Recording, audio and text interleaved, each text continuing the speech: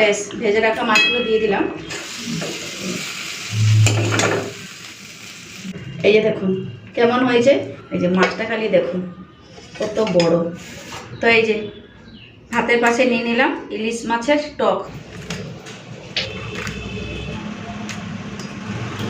নমস্কার বন্ধুরা, আমি মধুস্মিতা, আমার চ্যানেলে আপনাদের সকলকে জানাই স্বাগত। বন্ধুরা, কদিন ধরে একদমই ভিডিও দিতে পারছিলাম না, জ্বর হয়েছিল, ওই জন্য একদম ভিডিও শ্যুট করতে পারছিলাম না। শরীর তেমন এনার্জি ছিল না ভিডিও বানানোর জন্য। একটুখানি সুস্থ হয়েছি, আবার চলে এলাম রান্নাঘরে। তো আজকে রবিবার, বাজার থেকে নিয়ে এসেছে পুরো 1 কেজি পমফ্রেট মাছ, তার সাথে এনেছে এই যে খোকা ইলিশ। তো আজকে বানাবো খোকা ইলিশের টক, আর কয়েকটা পমফ্রেট মাছ নেব, 4 জনের 4টে নিয়ে কাঠি কচু আলু দিয়ে একটুখানি ঝোল করব।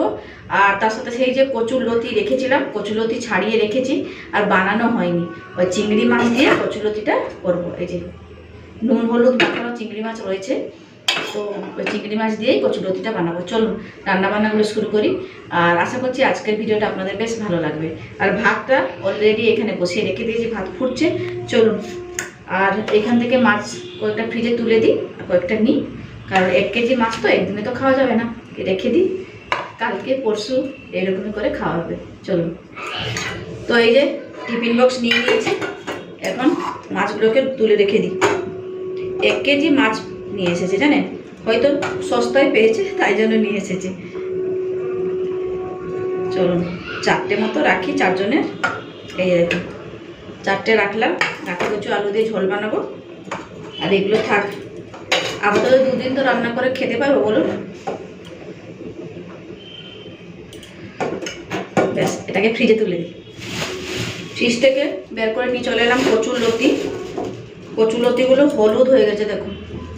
ফ্রেশ কচুর লতি এনেছিলাম বানিয়ে খাবো বলে, এতটা শরীর খারাপ হলে আর বানাতে পারলাম না। চলুন আজকে এই কচুর লতিটাকে রান্না করে নেব। তো বন্ধুরা, এই মাছের মধ্যে নুন আর হলুদটা দিয়ে দিয়েছি, এখন একটুখানি মেখে কিছুক্ষণের জন্য রেখে দেবো। চলুন, তারপরে আবার সবজিগুলো কাটাকুটি করতে হবে, গাঁঠি কচু আর আলু।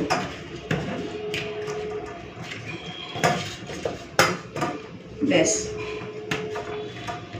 মাছগুলো তো নুন হলুদ ভালো করে মেখে নিয়েছি। আর বেশ বড় বড় সাইজের মাছ, বলুন।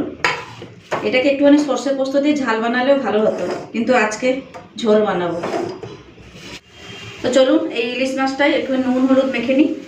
আর এদিকে কড়াই গরম করার জন্য বসিয়ে দিয়েছি, পমফ্রেট মাছটা ভাজবো। এখানে ইলিশ মাছে দিয়ে দিচ্ছি এখন হলুদের গুঁড়ো,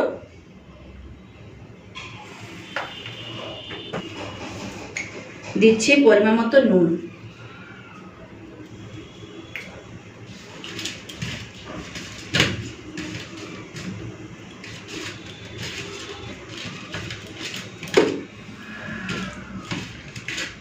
তো মাছের মধ্যে নুন আর হলুদটা দিয়ে ভালো করে মেখে নিয়েছি। তেঁতুলটা শেষ হয়ে গেল নি আমার, আবার আনতে হবে। এইটুকুনি দিলাম, এতেই টক হয়ে যাবে। ব্যাস, তেঁতুলটাকে জলের মধ্যে একটুখানি ভিজিয়ে রেখেছি। চলুন এটাকে সাইড করে দিই। এখন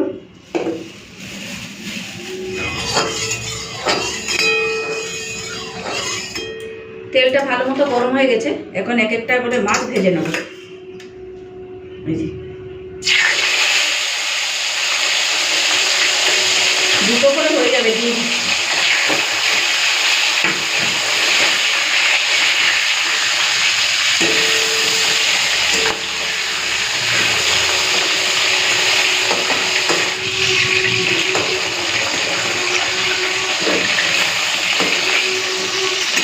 তো মাছগুলো ভাজা হয়ে গেছে, তুলে নিচ্ছি।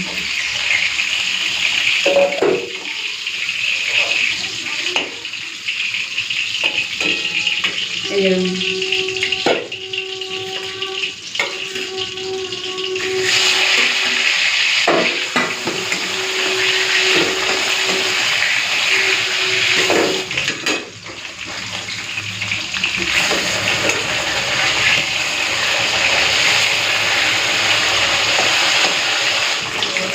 তো এই মাছগুলো ভাজা হয়ে গেছে, তুলে নিচ্ছি।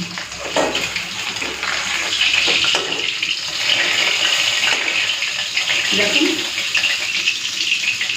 বেশ সব কটা মাছ ভেজে নিলাম, এরপরে মাছের ঝোলটা বসাবো। তো এদিকে ইলিশ মাছটা ভাজার জন্য বসিয়ে দিয়েছি।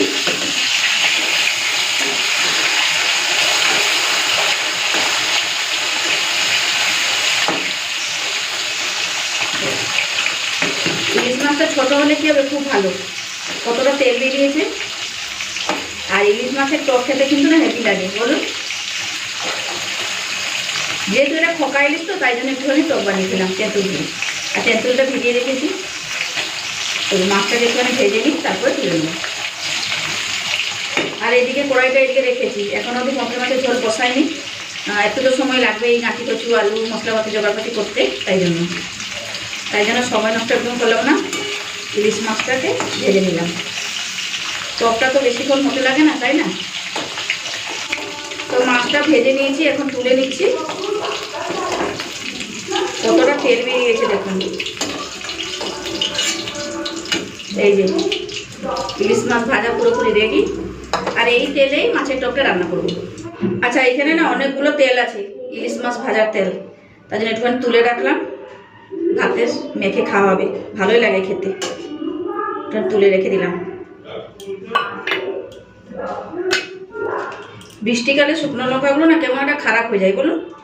তো এখন ফোড়নের জন্য দিয়ে দিচ্ছি শুকনো লঙ্কা আর 5 ফোড়ন।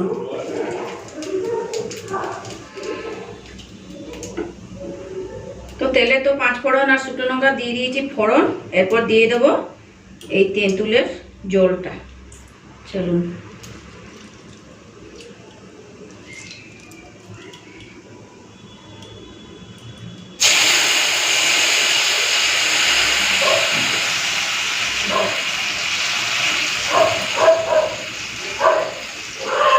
আর সামান্য একটুখানি জল দিচ্ছি।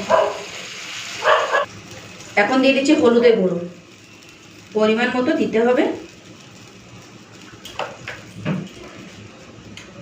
দিয়ে দিচ্ছি নুন। আর টকে তো একটু নুনটা বেশিই লাগবে। আর তেঁতুল দিয়ে টক বানাচ্ছি, চিনি তো লাগবেই। তো চিনিটা একটুখানি বেশি করে দিলাম, নাহলে আবার টক লাগলে বেশ খাওয়া যাবে না। ব্যাস। তো এরপর মিশিয়ে নিচ্ছি। একটু ফুটে উঠলেই ভাজা মাছগুলো দেবো আর কয়েকটা চেরা কাঁচা লঙ্কা দিয়ে দেবো। তো টকের ঝোলটা ফুটে উঠেছে, এখন দিয়ে দেবো ভেজে রাখা মাছ। তার আগে কয়েকটা কাঁচা লঙ্কা দিয়ে দিই। আর কাঁচা লঙ্কাগুলোকে কিন্তু ধুয়ে নিয়েছি। ব্যাস, কাঁচা লঙ্কার একটা সুন্দর ফ্লেভার বেরোবে, মাছের টক খেতে হেভি লাগবে। তো চলুন, এখন দিয়ে দিচ্ছি ভেজে রাখা ইলিশ মাছ।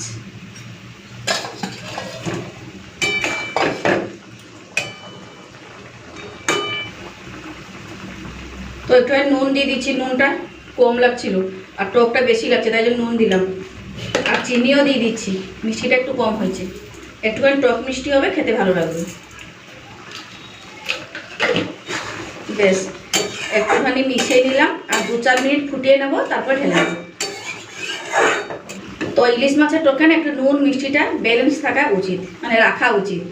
তাই জন্য নুন মিষ্টিটা একটু দেখে নিয়েছি। আর তার সাথে তো আছে কাঁচা লঙ্কা, তার ফ্লেভারটাও খুব সুন্দর আসবে। চলুন, মাছের টক হয়ে গেছে, এখন ঢেলে নিই। তো এই যে পুরোপুরি রেডি ইলিশ মাছের টক, ঢেলে নিচ্ছি। বেশ,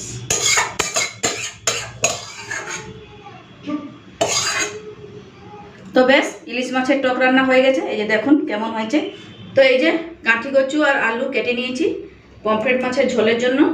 আর তার সাথে পেঁয়াজ রসুন আদা কাঁচা লঙ্কা নিয়ে নিয়েছি। এখন এই মশলাটাকে বেটে নেব। অল্প একটুখানি গোটা জিরে দিচ্ছি। তো এইটা একটুখানি বেটে নেব। তো এটা বাটবো, তার আগে এই যে তেলটা গরম হয়ে গেছে, এখন দিয়ে দিচ্ছি গোটা জিরে ফোড়ন।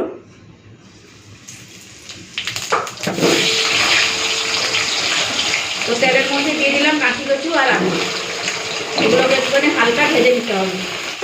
তো কাঠি কচু আর আলুর মধ্যে নুন আর হলুদটা দিয়ে দিয়েছি, এরপর ভেজে নেব।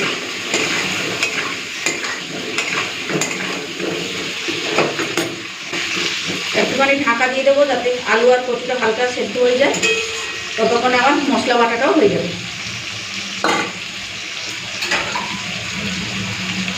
ব্যাস, তো মশলাটা আমি বেটে নিয়েছি। এরপর একটা বাটির মধ্যে আমি তুলে রাখি।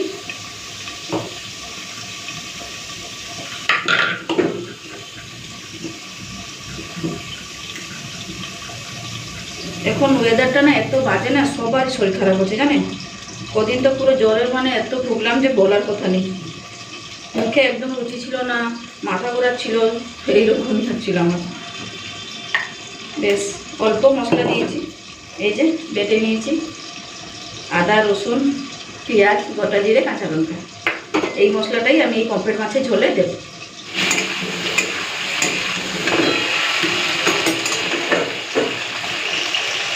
তো আলু আর কচুটা ভাজা ভাজা হয়ে গেছে। এই মশলা বাটাটা আমি এই আলু আর কচুর সাথেই দিয়ে দেবো। এই আলু আর কচুর সাথেই মশলাটাকে ভালো করে ভেজে নেব। আর আলাদা করে মশলাটা আমি কষলাম না। চলুন,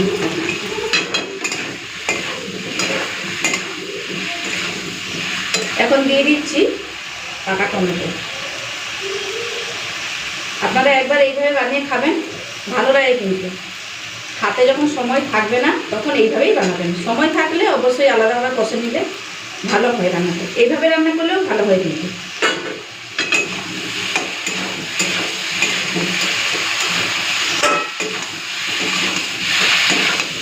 তবে মশলাটা আলু আর কচুর সাথে এইভাবে ভেজে নিলে খেতে কিন্তু বেশ ভালো লাগে।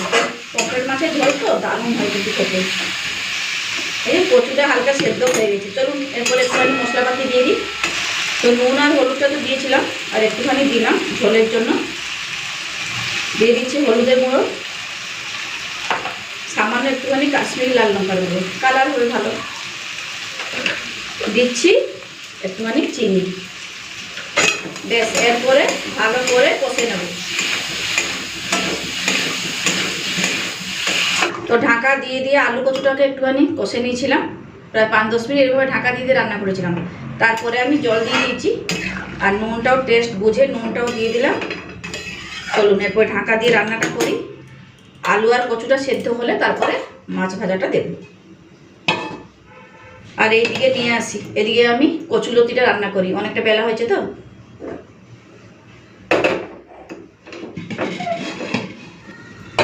ব্যাস, এইদিকে কড়াই বসিয়ে দিলাম।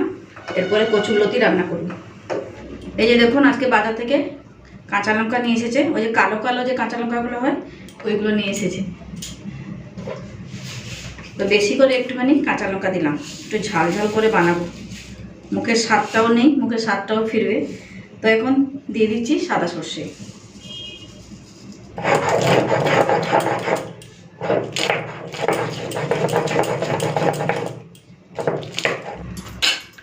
ওদিকে পরে মশলা কাটবো, এখন চিংড়ি মাছটা ভেজে নিই। তেলটা গরম হয়ে গেছে না, তাই জন্য। তো এই যে তেলের মধ্যে দিয়ে দেবো নুন হলুদ মাখানো চিংড়ি মাছ।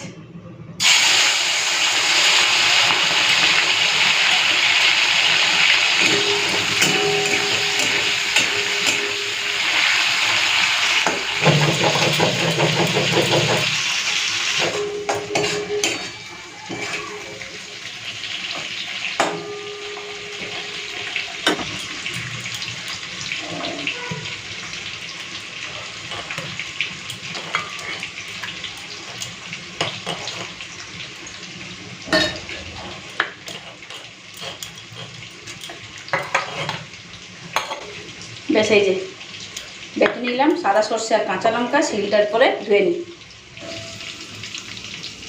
তো চিংড়ি মাছটা ভেজে নিয়েছি, তুলে নিচ্ছি। এরপর এই যে এই গোটাই চিংড়ি মাছ হয়েছে। তো এখন দিয়ে দিচ্ছি মাছ, মানে মাছ ভাজা।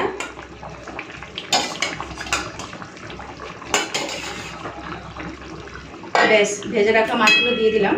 আর গরম মশলা আমি দেবো না, এমনিতেই মাছের একটা ঝোলের স্বাদই আলাদা হবে। দেখুন,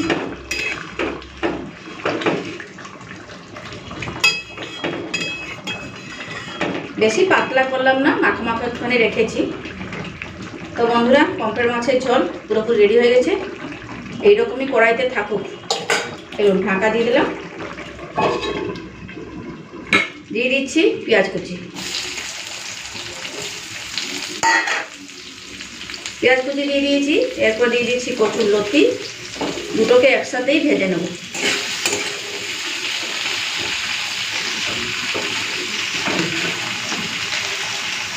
এখন দিয়ে দিচ্ছি কচুর লতিতে নুন। নুনটা একটু অল্প দিলাম।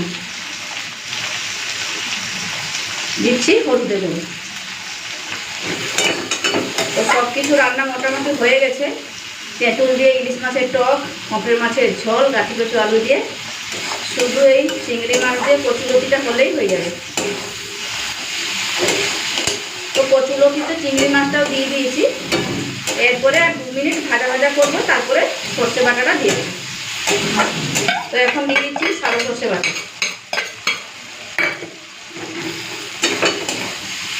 কচুলতিটা আর কি খেতে যায়, ঝাল ঝাল লাগবে না, বেশ একটুখানি কষে নিয়ে আর জল দেবো না, এইরকমই রান্না করবো, ঢাকা দিয়ে দিই। বেশ মিশিয়ে নিয়েছি। একটুখানি চিনি দিয়ে দেবো, তাহলে আরও খেতে ভালো লাগবে। তো সামান্য একটুখানি চিনি দিলাম।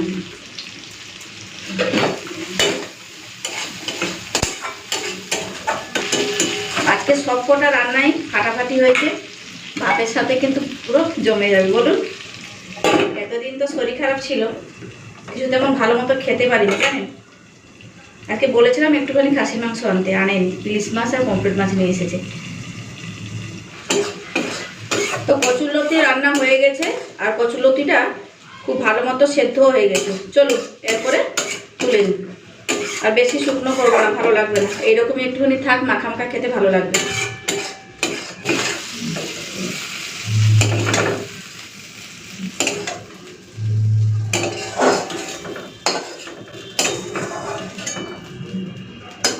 এই যে দেখুন কেমন হয়েছে, দেখে বলুন। আমার তো ভীষণই ভালো লাগছে। তো বন্ধুরা, সব রান্না বান্না হয়ে গেছে, এরপর আমি ভাতটা বেড়ে নেব। খিদাও পেয়ে গেছে, আর শরীরটা একদম ভালোও লাগছে না।